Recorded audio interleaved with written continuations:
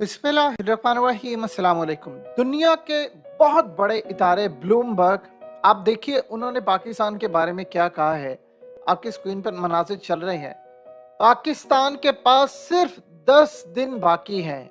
जी हाँ, सिर्फ 10 दिन बाकी हैं और 10 दिन के बाद वो कह रहे हैं कि पाकिस्तान की इकॉनमी इतनी बुरी तरह हिट करने जा रही है, इतनी बुरी तरह हिट करने जा रही है कि उसके बाद पाकिस्तान मुकम्मल तौर पर तितर बितर होने वाली सिचुएशन में हमारी इकोनॉमी आ जाएगी। और साथ ही उन्होंने कहा है कि पाकिस्तान पर डिफॉल्ट के जो साए हैं वो अब इतने ज्यादा मंडला रहे हैं कि पाकिस्तान डिफॉल्ट की तरफ जा सकता है, क्योंकि 30 जून आखिरी डेडलाइन है और उसके बाद आईएमएफ की डील जो है कोई स्ट्राइक नहीं होगी।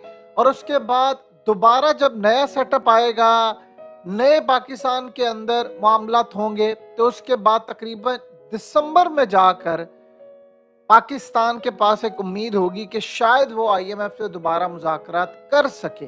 लेकिन ये पैकेज जो है वो 30 जून को एक्सपायर होने जा रहा है, यानी सिर्फ 10 दिन बचे हैं पाकिस्तान के पास। उन्होंने कहा अगर आईएमएफ से डील स्ट्राइक नहीं होती तो डिफॉल्ट के चांसेस है, और अगर ऐसी सूरत हाल पैदा हो जाती है पाकिस्तान के लिए तो फिर उसमें मामला इतने ज्यादा कंट्रोल से बाहर हो जाएंगे कि आप एक धेले की चीज इंपोर्ट नहीं कर सकेंगे। डॉलर पूरी तरह मार्केट में उसकी शॉर्टेज हो जाएगी।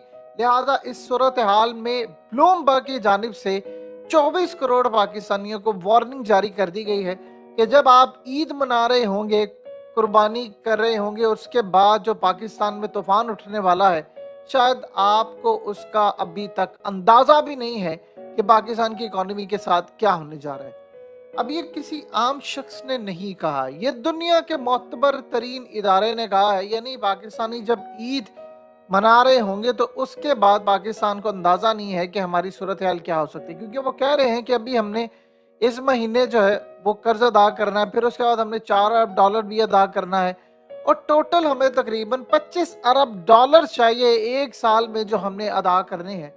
तो वो कह रहे हैं कि पाकिस्तान के पास कुछ नहीं है, अब सिर्फ आखिरी लम्हात है पाकिस्तान के पास हमारी इकोनॉमी को तितर बितर होने से बचाने के लिए 10 दिन है कि कोई डील स्ट्राइक हो जाए।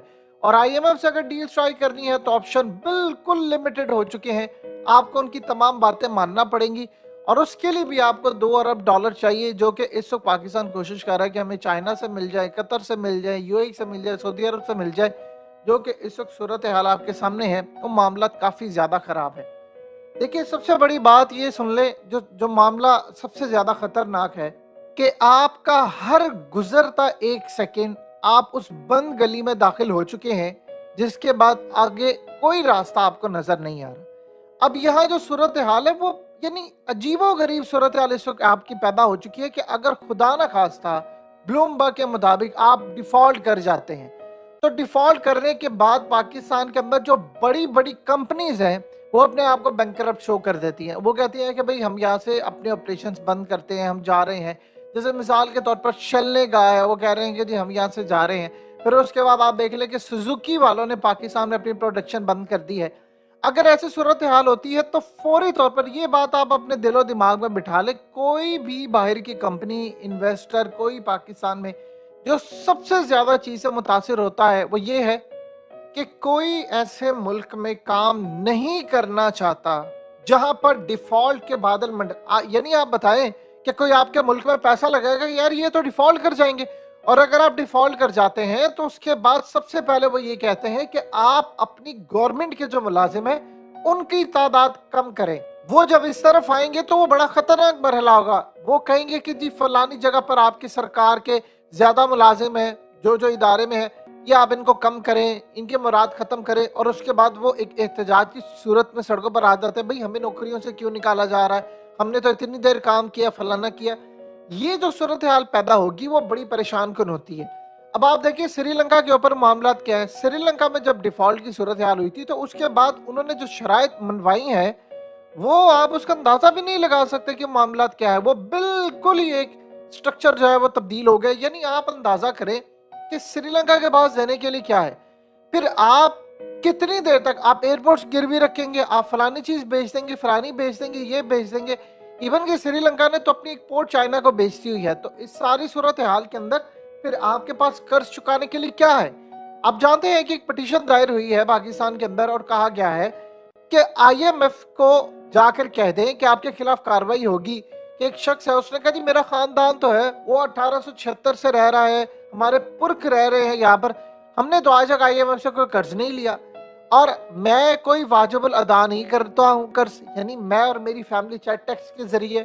تو اگر آپ لوگوں نے ہم سے ٹیکس لینے کی کوشش کیا، قرض کا مطالبہ کیا، تو آپ کے خلاف کاروائی ہوگی۔ یعنی آپ یہ دیکھ لیں کہ اس وقت پاکستان کے اندر اس طرح کا بھی معاملہ آ گیا کہ لوگ اس طرح کی گفتگو کرنا شروع ہو گئے، تو باقی آپشن آپ کے پاس کیا بچ جاتا ہے؟